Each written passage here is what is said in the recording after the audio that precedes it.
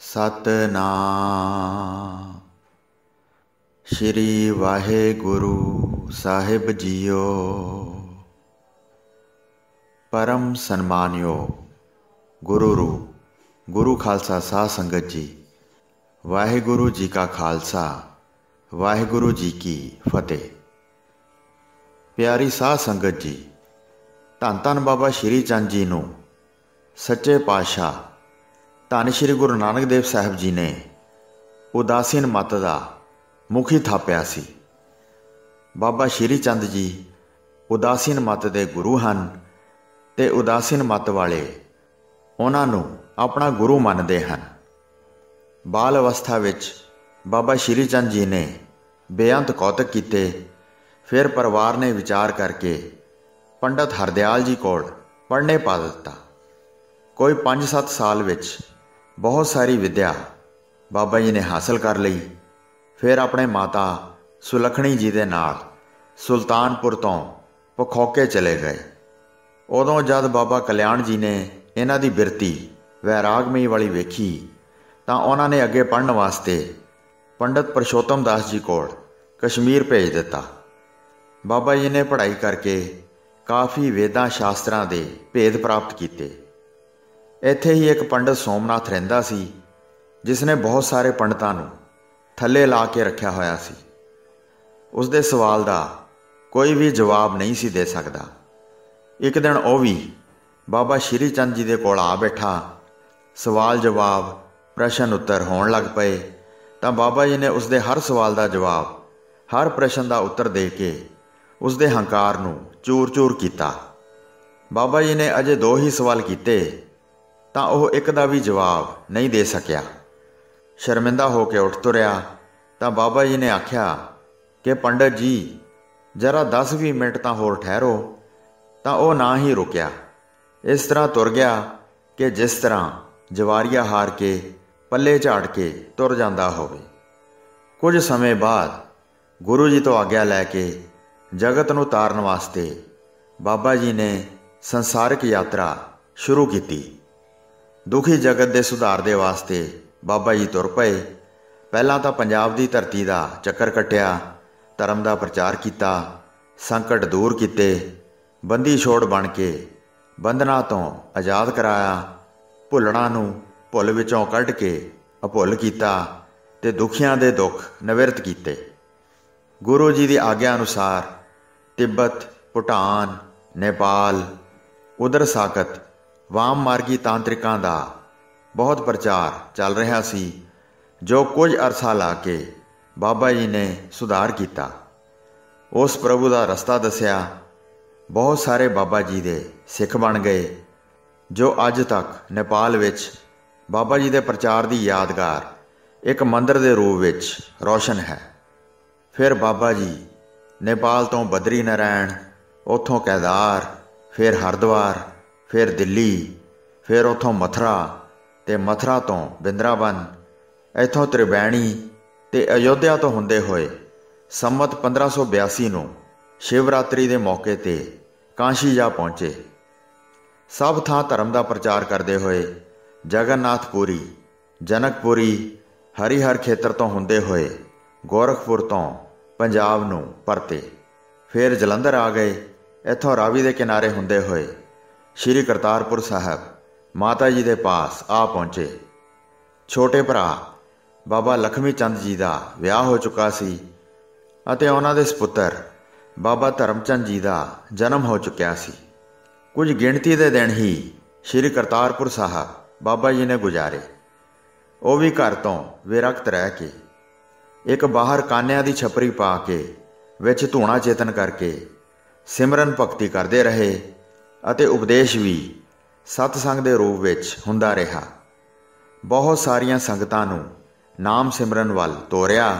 उपरंत बारठ नगर विच अपना वासा किया। बाबा श्री चंद जी ने देश रटन की यात्रा विच काबल, सिंध, हैदराबाद, चंबा, कश्मीर, अफगानिस्तान इन्हां विच भी जाके धर्म प्रचार किया ते सुधार किया ते बहुत संगत का उधार भी किया। फिर बाबा श्री चंद जी ने बारठ नगर विच ਸ਼੍ਰੀ ਜਪਜੀ ਸਾਹਿਬ ਦੀ ਕਥਾ ਸੰਗਤਾਂ ਨੂੰ ਸੁਣਾ ਕੇ ਨਿਹਾਲ ਕੀਤਾ। ਜਦ ਪਹਿਲੇ ਦਿਨ ਬਾਬਾ ਸ਼੍ਰੀ ਚੰਦ ਜੀ ਨੇ ਸ਼੍ਰੀ ਜਪਜੀ ਸਾਹਿਬ ਦੀਆਂ 5 ਪੌੜੀਆਂ ਦੀ ਕਥਾ ਸੁਣਾਈ ਤਾਂ ਸੰਗਤਾਂ ਬਹੁਤ ਪ੍ਰਸੰਨ ਹੋਈਆਂ। ਉਧਰੋਂ ਸ਼ਾਮਾਂ ਦਾ ਵਕਤ ਹੋ ਗਿਆ।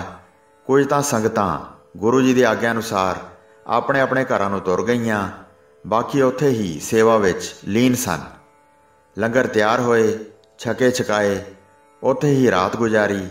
ਦੂਸਰੇ ਦਿਨ ਫਿਰ ਸੰਗਤਾਂ ਨੇ ਬਾਬਾ ਜੀ ਦੇ ਦਰਸ਼ਨ ਕਰਨ ਵਾਲਿਆਂ ਵਹੀਰਾਂ ਘੱਤ ਲਈਆਂ। ਦਰਸ਼ਨ ਕਰ ਕਰਕੇ ਬਾਬਾ ਜੀ ਦੇ ਉਪਦੇਸ਼ ਸੁਣ ਕੇ ਆਪਣਾ ਜੀਵਨ ਸਫਲਾ ਕਰ ਰਹੇ ਸਨ। ਸੋ ਇਸੇ ਹੀ ਤਰ੍ਹਾਂ ਸੰਗਤਾਂ ਨੂੰ, ਗ੍ਰਸਤੀ ਸੰਗਤਾਂ ਨੂੰ ਧਰਮ ਮਾਰਗ 'ਤੇ ਚੱਲਣ ਦਾ ਸੱਚਾ ਸੁੱਚਾ ਉਪਦੇਸ਼ ਕਰਦੇ ਹਨ ਕਿ ਧਰਮ ਦੀ ਕਿਰਤ ਕਰਨੀ, ਸੇਵਾ ਅਤੇ ਸਭ ਦੇ ਨਾਲ ਪਿਆਰ ਮੁਹੱਬਤ ਕਰਨੀ, ਈਰਖਾ ਚੁਗਲੀ ਨਿੰਦਿਆ ਤੋਂ ਰਹਿਤ ਰਹਿਣਾ, ਨਾਮ ਜਪਣਾ, ਪ੍ਰਭੂ ਦੇ ਭਾਣੇ ਨੂੰ ਮਿੱਠਾ ਕਰਕੇ ਮੰਨਣਾ, ਦੁੱਖ ਸੁੱਖ ਨੂੰ ਸਮ ਕਰਕੇ ਜਾਣਨਾ ਤੇ ਹਰ ਸ਼ੋਕ ਤੇ ਮਨ ਨਾ ਪਰੇਸ਼ਾਨ ਕਰਨਾ, ਬੁਰਾਈ ਤੋਂ ਰਹਿਤ ਰਹਿਣਾ ਤੇ ਭਲਾਈ ਦੇ ਕੰਮ ਕਰਨੇ, ਬਜ਼ੁਰਗਾਂ ਦੀ ਟਹਿਲ ਸੇਵਾ ਕਰਨੀ, ਆਸ਼ੀਰਵਾਦ ਪ੍ਰਾਪਤ ਕਰਨੀ, ਸ਼ਰਾਬ ਤੋਂ ਬਚਣਾ, ਕ੍ਰੋਧ ਤੋਂ ਬਚਣਾ ਤੇ ਆਪਣੀ ਆਤਮਾ ਨੂੰ ਸੀਤਲ ਰੱਖਣਾ, ਭਲੇ ਪੁਰਸ਼ਾਂ ਦੀ ਸੰਗਤ ਕਰਨੀ, ਵਿਕਾਰੀ ਤੋਂ ਪਰੇ ਰਹਿਣਾ, ਉਸ ਪ੍ਰਭੂ ਦੀ ਰਜ਼ਾ ਵਿੱਚ ਚੱਲਣਾ, ਗੁਰ ਉਪਦੇਸ਼ ਹਾਸਲ ਕਰਨਾ, ਮੋਹ ਮਾਇਆ ਨੂੰ ਮਿੱਥਿਆ ਸਮਝਣਾ ਤੇ ਇਸ ਦੇ ਕੋਲੋਂ ਸ਼ੁਭ ਕਾਰਜਾਂ ਦਾ ਕੰਮ ਲੈਣਾ। ਕਾਮ, ਕ੍ਰੋਧ, ਲੋਭ, ਮੋਹ ਅਤੇ ਹੰਕਾਰ 'ਤੇ ਕਾਬੂ ਪਾਉਣਾ ਹਾਨੀਕਾਰਕ, ਇਹਨਾਂ ਤੋਂ ਕੋਈ ਕੰਮ ਨਹੀਂ ਕਰਨਾ ਤੇ ਨਾ ਹੀ ਕਰਾਉਣਾ। ਇਹਨਾਂ ਕੋਲੋਂ ਵੀ ਸ਼ੁਭ ਕਰਮ ਕਰਾਏ ਜਾ ਸਕਦੇ ਹਨ ਅਤੇ ਕਰਾਉਣੇ ਵੀ ਯੋਗ ਹਨ, ਪਰ ਹਾਨੀਕਾਰਕ ਨਹੀਂ ਕਰਾਉਣੇ।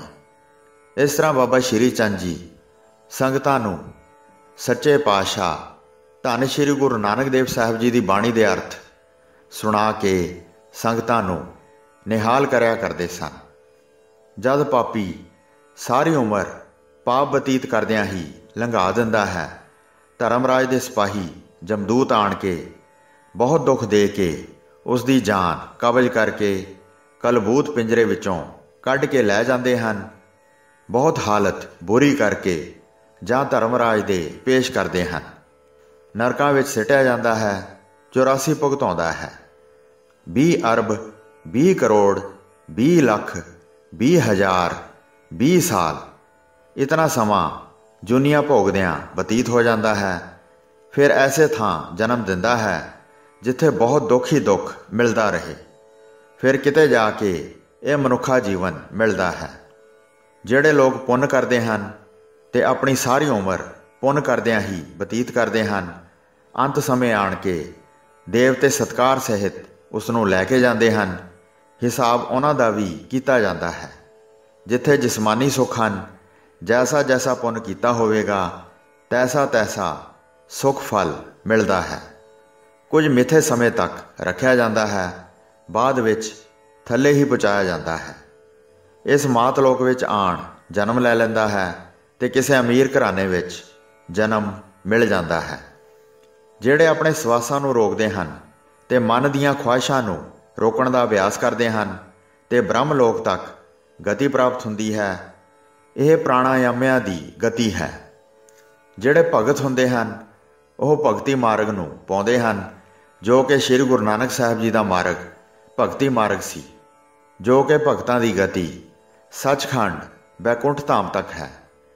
ਜਿਹੜੇ ਬ੍ਰਹਮ ਗਿਆਨੀ ਹੁੰਦੇ ਹਨ ਉਹਨਾਂ ਦਾ ਆਉਣਾ ਜਾਣਾ ਨਹੀਂ ਹੈ, ਨਾ ਆਉਂਦੇ ਹਨ ਤੇ ਨਾ ਜਾਂਦੇ ਹੀ ਹਨ, ਕਿਉਂਕਿ ਜੋ ਆਉਂਦਾ ਹੀ ਨਹੀਂ ਉਸਨੇ ਜਾਣਾ ਕਿੱਥੇ ਹੈ। ਉਹ ਪਰਿਪੂਰਨ ਪ੍ਰਭੂ ਵਿੱਚ ਹੀ ਸਮਾ ਜਾਂਦੇ ਹਨ। ਇਹ ਗਤੀ ਭਗਤਾਂ ਨੂੰ ਹੀ ਪ੍ਰਾਪਤ ਹੁੰਦੀ ਹੈ। ਜੋ ਰੂਹਾਂ ਬਖਸ਼ੀਆਂ ਜਾਂਦੀਆਂ ਹਨ ਉਹ ਉਸ ਪ੍ਰਭੂ ਦੀ ਆਗਿਆ ਪ੍ਰਾਪਤ ਕਰਕੇ ਜਗਤ ਵਿੱਚ ਆਉਂਦੇ ਹਨ ਅਤੇ ਜਗਤ ਨੂੰ ਨਾਨਾ ਪ੍ਰਕਾਰ ਦੇ ਫਾਇਦੇ ਦਿੰਦੇ ਹਨ।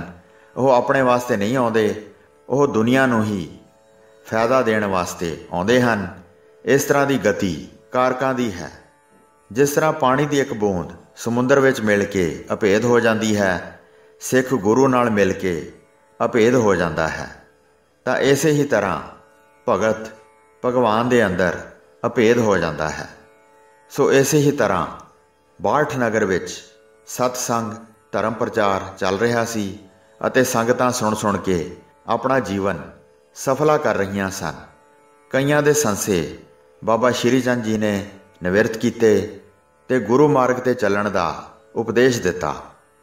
ਹੋਈਆਂ ਭੁੱਲਾਂ ਚੁੱਕਾਂ ਦੀ ਖਿਮਾ ਬਖਸ਼ਣੀ ਜੀ। ਦਾਸ ਨੂੰ ਆਗਿਆ ਦਿਓ। ਵਾਹਿਗੁਰੂ ਜੀ ਕਾ ਖਾਲਸਾ, ਵਾਹਿਗੁਰੂ ਜੀ ਕੀ ਫਤਿਹ।